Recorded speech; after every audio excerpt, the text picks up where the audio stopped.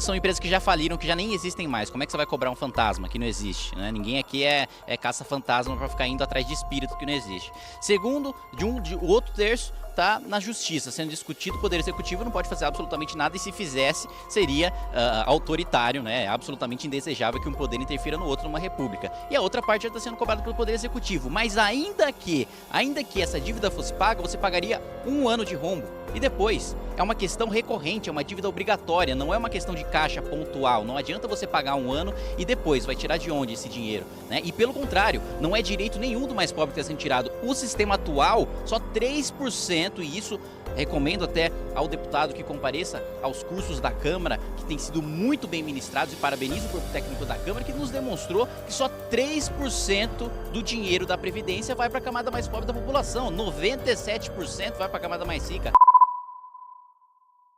Para essa reunião de líderes está marcada para as 10 horas da manhã, vai dar o pontapé inicial nesse ano legislativo, ver o que vai esperar, o que a gente pode esperar desse ano. Expectativa também de discussão da reforma da Previdência, já está claro que é o assunto prioritário. Ontem teve uma reunião de líderes da bancada governista que tinha sido convocada, acabou ficando um pouco esvaziada. Mesmo assim, o presidente Rodrigo Maia deu uma declaração ontem dizendo que se o governo conseguir articular bem a reforma, essa discussão, é possível que ela seja aprovada em 3 meses. A gente vai conversar sobre isso com deputados, líderes, vice-líderes partidários estão aqui com a gente, o deputado Kim Kataguiri, que é líder do Democratas de São Paulo, e também o deputado Edmilson Rodrigues, do PSOL do Pará. Deputado, acho que o senhor não é líder do Democratas, vice-líder. Deputado, sua expectativa, ontem o presidente Rodrigo Maia falou sobre aí 3 meses para votação, a gente não sabe, nem o projeto nem chegou ainda. Sua expectativa para a chegada desse projeto e da discussão dele aqui dentro da Câmara? Eu espero que o governo envie esse projeto o mais rápido possível, né? Que ele seja bem elaborado, que ele esteja de acordo com aquilo que foi defendido pelo ministro Paulo Guedes, foi defendido até pelo,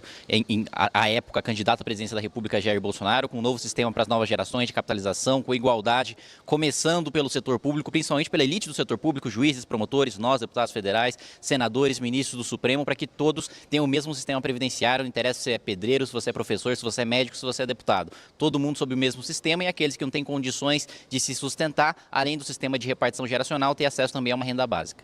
Deputado Edmilson, como é que a oposição se posiciona em relação a essa proposta aí, que traz essa ideia de igualdade, mas que muda bastante o sistema atual? Olha, o Paulo Guedes enriqueceu especulando. Ele está cumprindo o papel dele, defendendo o interesse dos banqueiros. Porque quando se fala em capitalização, significa descontar, além do desconto tradicional para a Previdência, mais alguns percentuais do salário para aplicar num dos bancos desses 4, talvez, que detém 85% dos ativos financeiros do país. Ninguém toca na ferida. Hoje, há uma dívida de 450 bilhões das empresas, tipo Vale, que é uma das maiores devedoras, essa responsável por esse crime que aconteceu novamente em Minas Gerais, mas que atua no Pará também, com dezenas de barreiras, infernizando a vida das comunidades tradicionais, colocando em risco a vida do povo e o equilíbrio ecológico. Então essas empresas têm que pagar, mas o governo fecha os olhos, porque essas empresas financiam as campanhas de grande parte de deputados e senadores.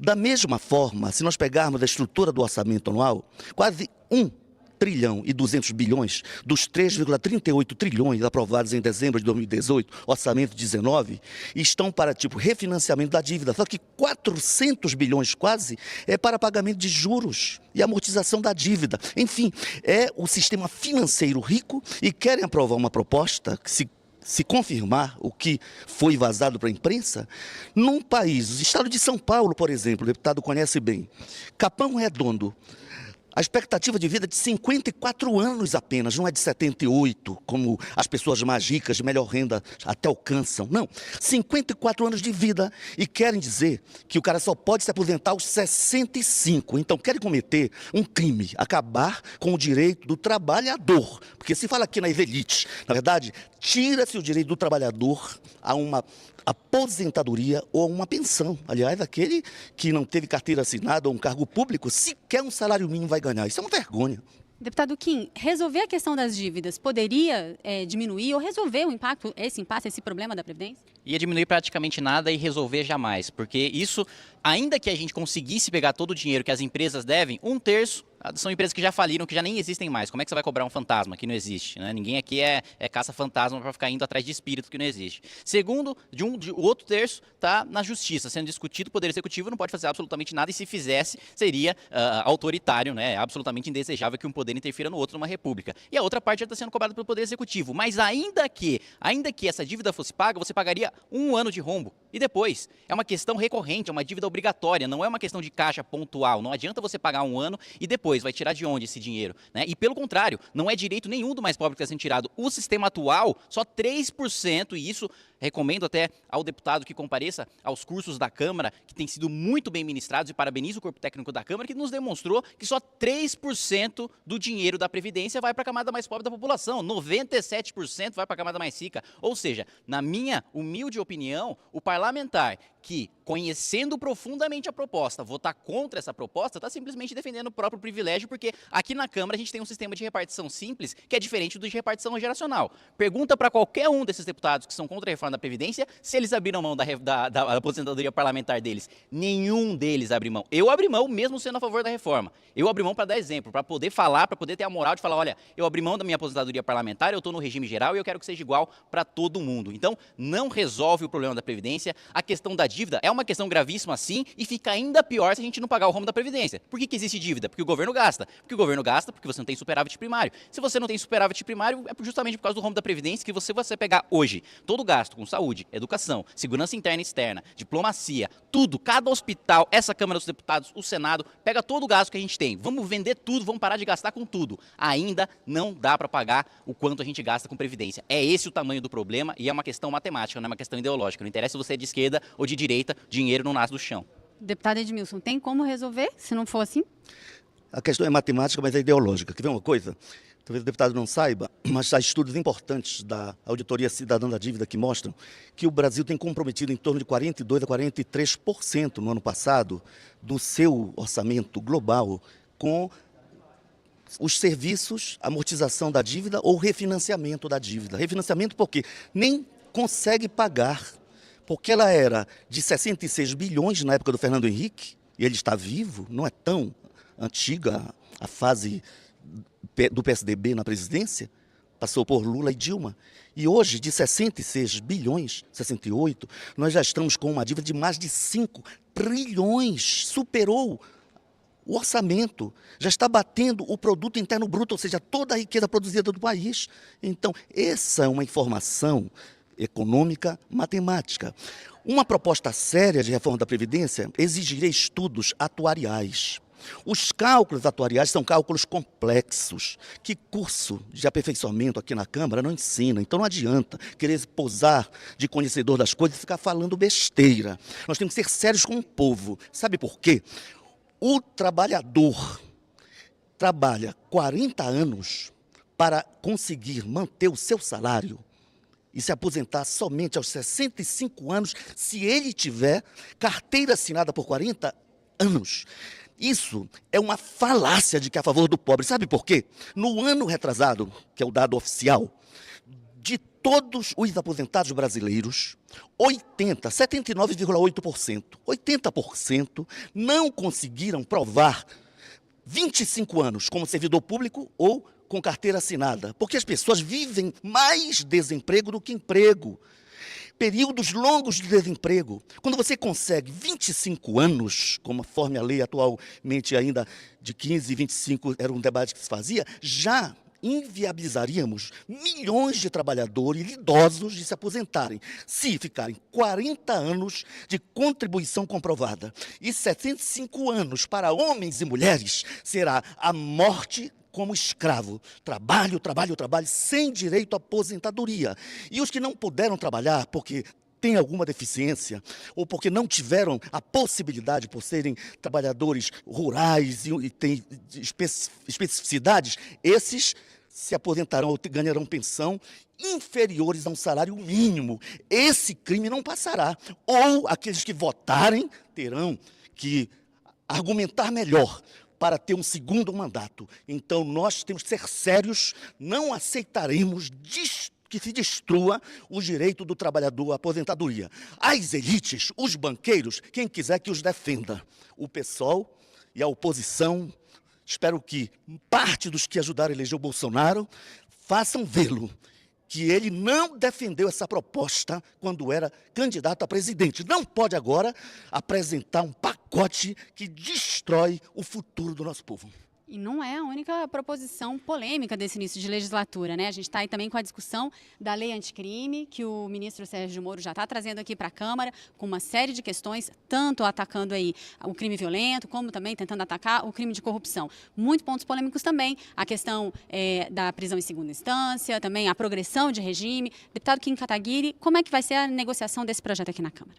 Olha, difícil te dar um panorama geral de todos os aspectos que vão ser considerados. Na minha opinião, aliás, até fazendo uma pequena, se você me permite, uma pequena correção, uma imprecisão, na verdade não é uma lei anticrime, é um pacote que possui legislação tanto de leis ordinárias como de leis complementares que vão fazer essa modificação na legislação brasileira. Na minha opinião, é até um pacote brando demais em diversos pontos, né? Eu discordo de alguns pontos que foram colocados pelo ministro Sérgio Moro, mas da parte em que você combate o crime organizado, que você isola membros de facções criminosas em prisões de segurança máxima, daquelas que você aumenta a necessidade ou a rigidez da progressão de pena para aqueles que cometeram crimes com grave violência, concordo 1000%. Não tem como a gente combater o crime se a gente continuar punindo crimes graves, estupros, homicídios, latrocínios de maneira branda. Se simplesmente cumprindo 1/6 da pena, ele já conseguir sair do presídio. Eu acho que indo além da legislação que existe hoje, tem de se cumprir a pena dentro do presídio, e uma sugestão que eu mesmo dei ao ministro na reunião que a gente teve semana passada foi de que a gente adotasse um modelo que é o melhor tanto em termos de punição como em termos de ressocialização,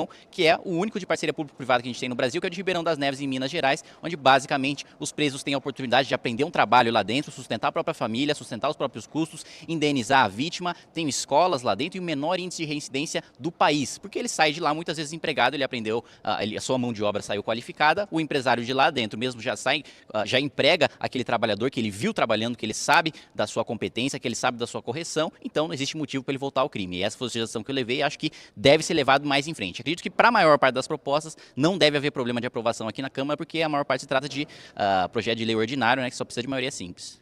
Deputado Edmilson, o senhor concorda? Já conheceu um pouco desse pacote de projetos? Olha, o pacote, toda vez que se fala em combate ao crime, todo mundo deve ser a favor, né? Quem é que não quer a investigação do Flávio Bolsonaro? Quem não quer entender por que um motorista, assessor dele, que foi assessor do atual presidente Bolsonaro, consegue em 3 anos abocanhar 7 milhões? Você, como funcionária da Câmara, nenhum deputado consegue ter 7 milhões assim, líquido, vendendo Passat do ano 70, carro usado, não tem. Quem não quer investigar, por exemplo, até o empréstimo que o presidente fez para alguém que tem 7 milhões, ainda precisa de 40 mil emprestado, né? A ponto de submeter a sua esposa para receber o pagamento informal na sua conta. Então tem muita coisa inexplicada. E crimes passados.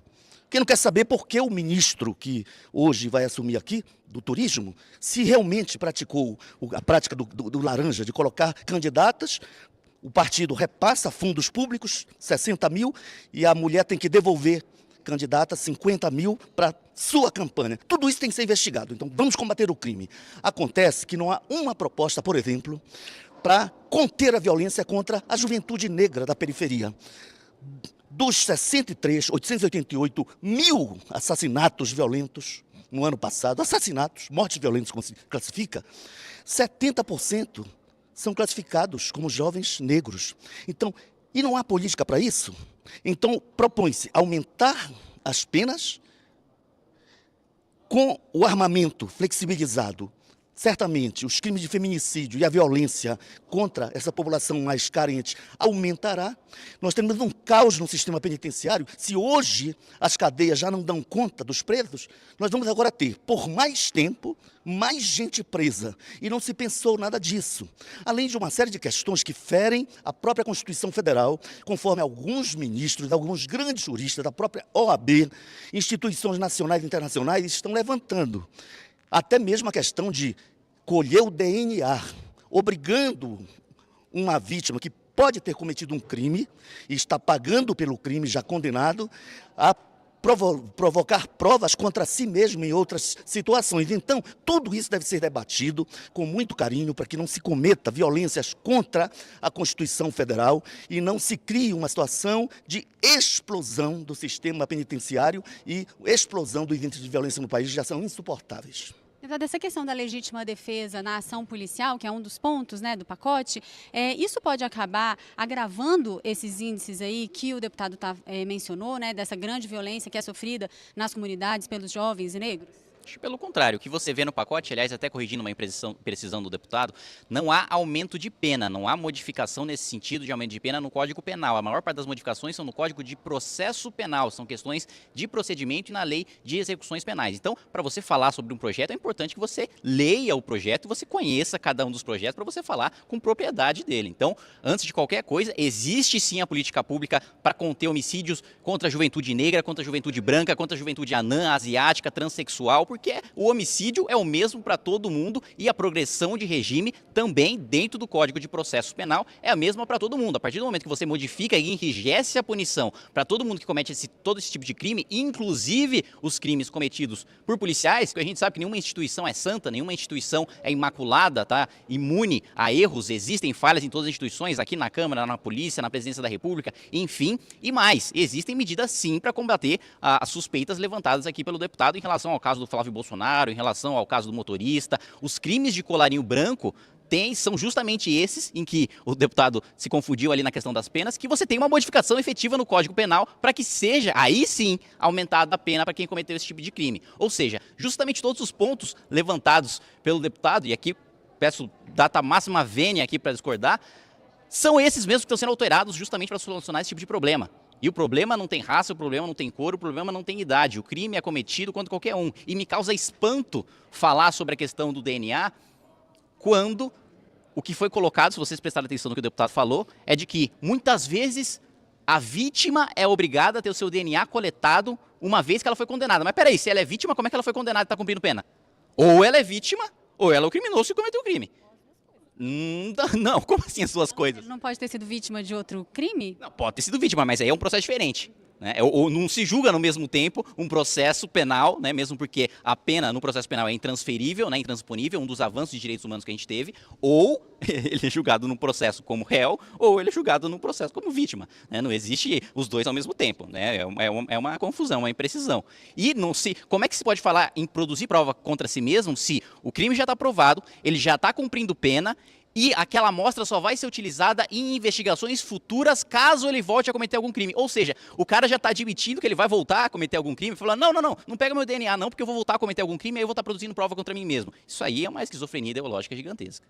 Deputado Edmilson, terminando então de falar sobre esse projeto de lei e também sobre a estratégia do governo de apresentar dois projetos importantes, né, de estar aí discutindo essa dupla frente, reforma da Previdência e esse pacote de leis anticrime. O senhor acha que isso pode ser bem sucedido aqui na Câmara? Como é que o senhor avalia isso?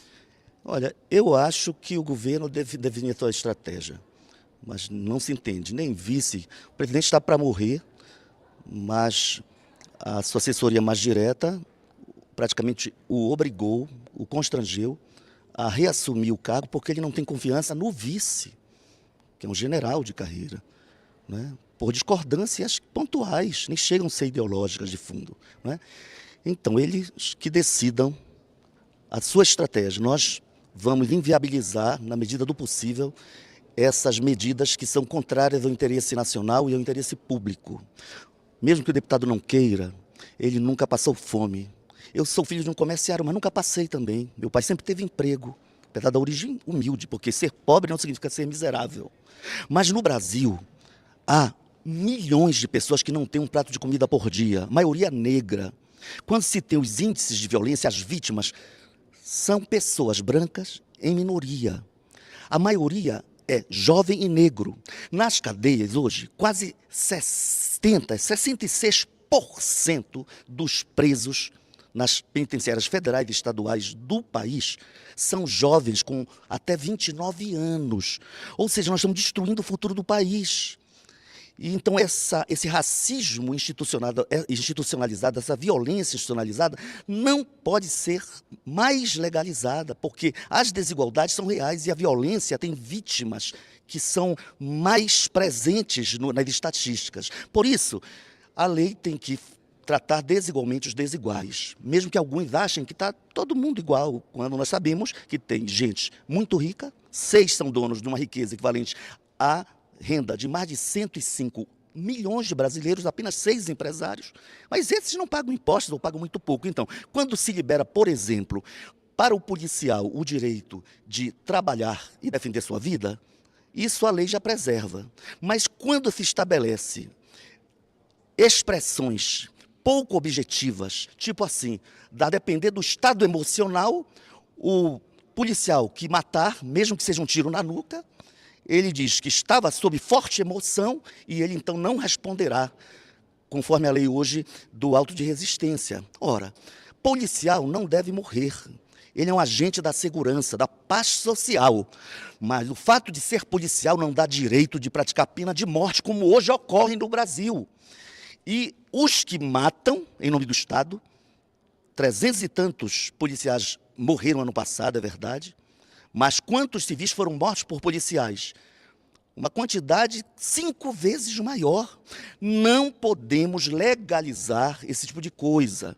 Policial é para garantir paz e segurança, é para merecer a confiança do cidadão, é para garantir paz social, não para fuzilar pobres negros da periferia, desempregados, num país tão injusto quanto o nosso. Mais de 20 minutos de debate aqui entre a gente, só uma pequena amostra de todos os debates que vêm aí ao longo desse ano aqui na Câmara. Mariana. É isso aí, Carol. Obrigada. O debate está só começando.